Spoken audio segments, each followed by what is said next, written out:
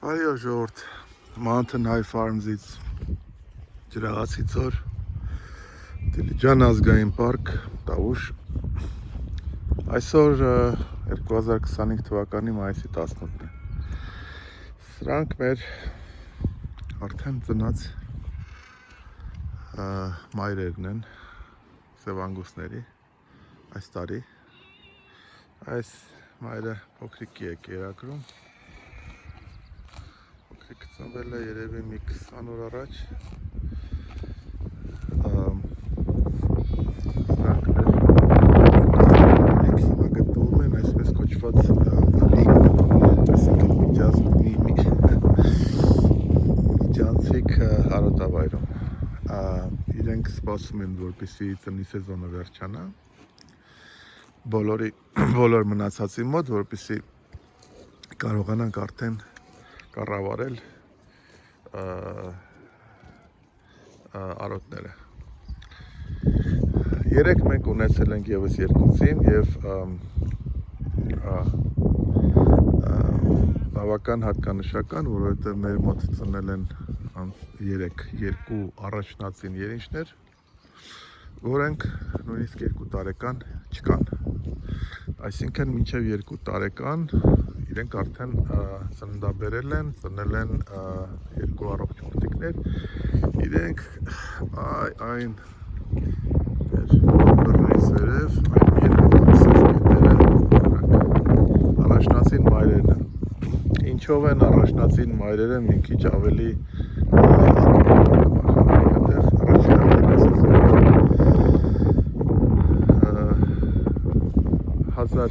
1800-1900 մետր բարձրության վրա Հայաստանում արոտավայրում սևանգուսները սևանգուսները կարողանում են բեղմնավորվել 1.5 տարեկանից ավելի փոքր հասակում։ Ինչ է դա նշանակում։ Իրենք կարող են բեղմնավորվել միայն այն ժամանակ, եթե քաշային եւ մնացած բոլոր ֆիզիոլոգիական հատկանիշները տեղում են։ Սևանգուսի համար դա բարձր ցուցանիշ է, եթե նա հասնում է նման puberty կոչված վիճակին, այսինքն կարողանում է բեղմնավորվել 1.5 տարեկանից ավելի ցածր հասակում, նշանակում է բոլոր պահանջմունքները բավարարված են այդ կենդանու։ Իսկ նրա պահանջմունքները շատ են, մեծ են։ Այսինքն մենք կարողացել ենք ընդհանրապես արոտների կառավարման միջոցով հասնել նրան, որպեսզի անսահման պահանջները սևանգուսների բավարարվեն այնպիսին, այն մակարդակով, այն մասով, այն չափ, որպեսզի նրանք կարողանան ծննդաբերել մինչև 2 տարեկան հասակ։ Եվ մենք դեռ ունենք առաջնածին, այդքան էլի ունենք, որ այս տարի սպասում ենք անգուսներից ծննդաբերություն։ Դրանք իհարկե այս մայրերը իրենք առաջնածին չեն, առաջին առաջնածինները եղել են 3 եւ երկուսը նույն օրը։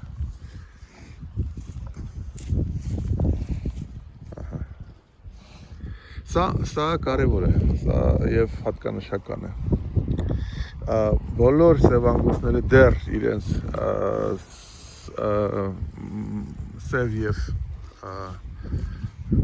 սև եւ մոխրագույն կապշականակագույն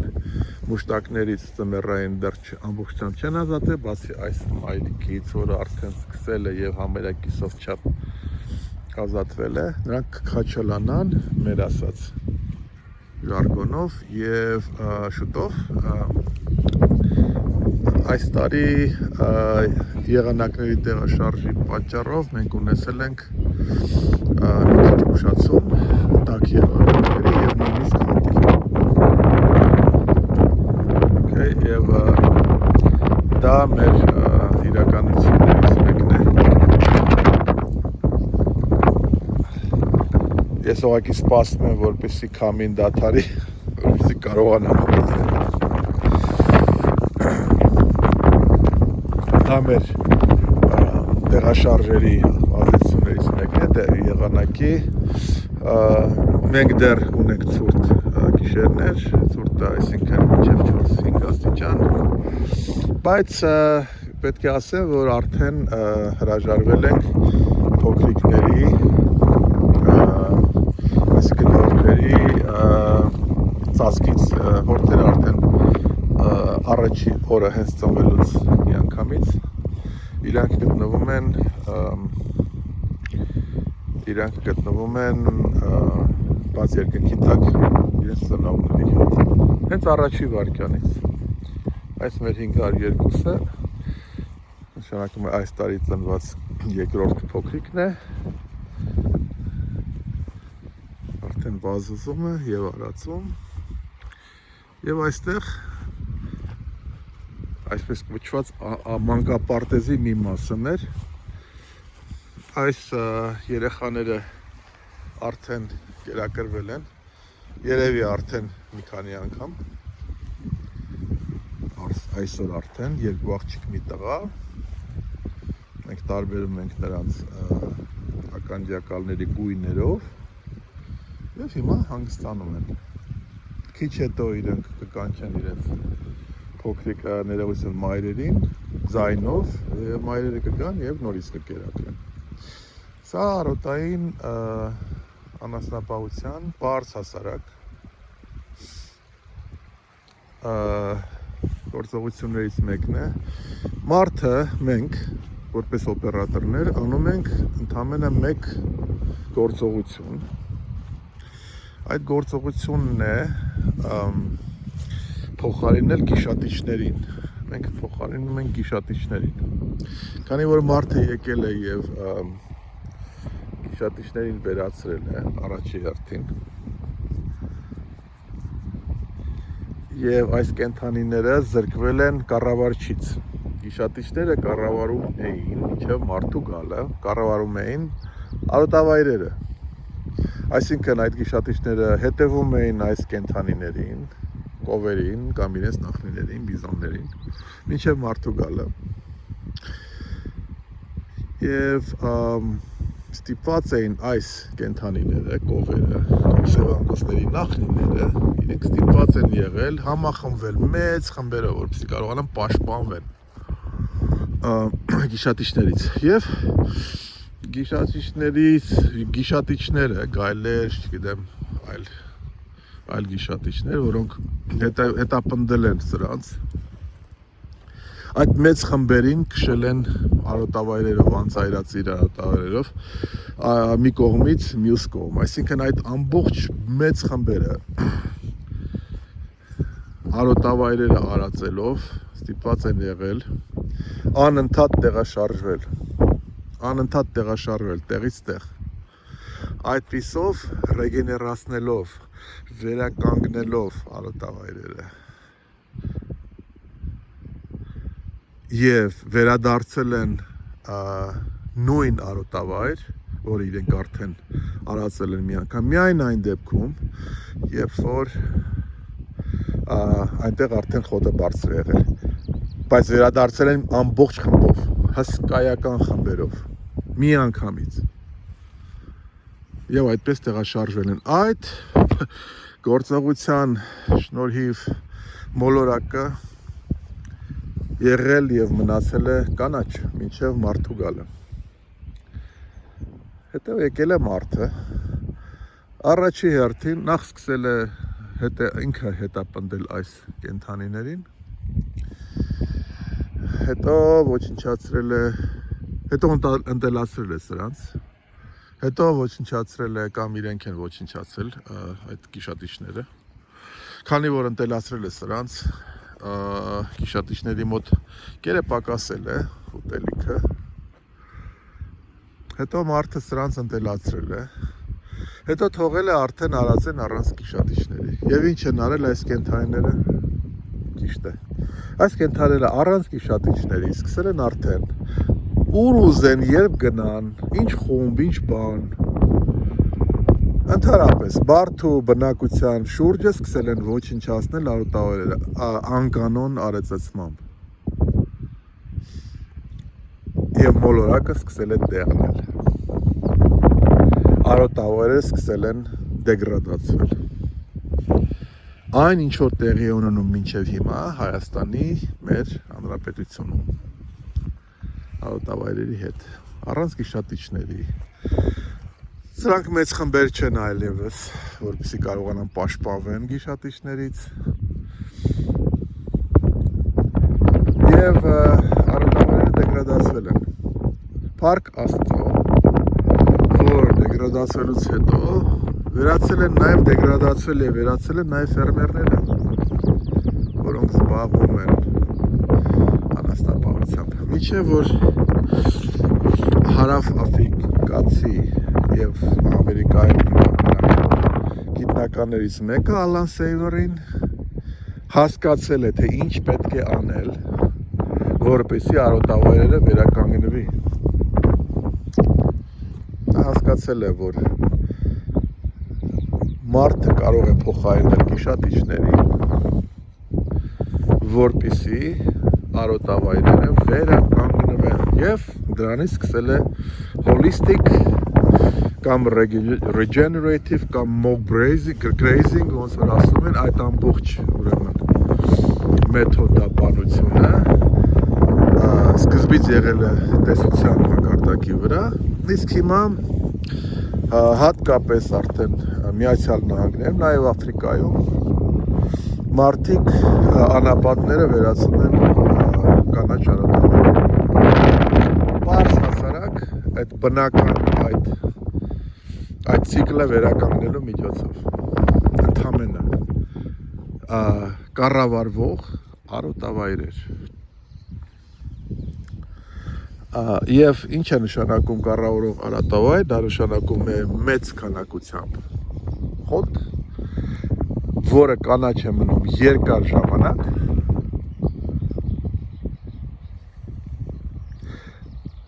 իսկ մեծ քանակությամբ խոտ նշանակում է կիլոգրամներ կենդանիների համար, կամ կաթ, կամ պանիր, ինչպես որ կցանկանաք։ Դա է նշանակում, դա նշանակում է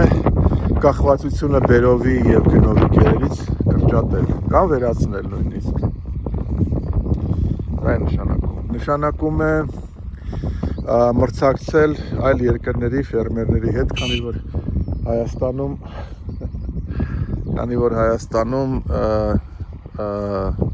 օրինակի համար Ռուսաստանի հետ հայմատ, Հայաստանում արոտային սեզոնի տևողությունը 10 եւ ավել ամիս է։ Ռուսաստանում 4 կամ 5։ Իրենք ունեն անսահման գերի բազա, որ կարող են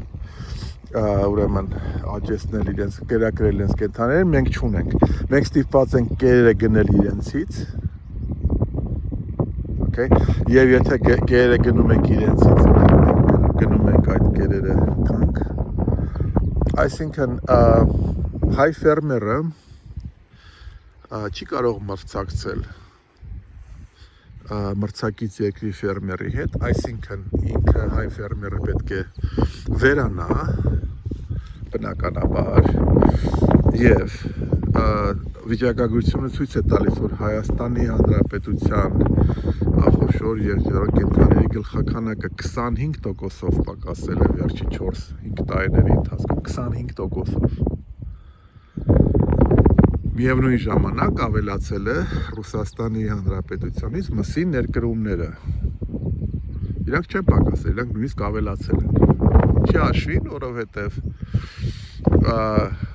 մրցակից երկրի ֆերմերը կարողանում է վերացնել հայաստանյան ֆերմերներին։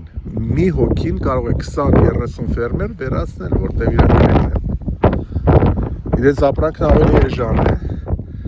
Իսկ եթե հայ ֆերմերները շարունակեն ուրեմն կրկնօրինակել մրցակից երկրների կազմակերպական ձևը, այսինքն գոմերում պահել եւ կերակրել բերովի կերերով, ինչ է ստացվում, որ իրենք մրցակցային առավելություն են ձեռք բերում։ Բացի նրանից, որ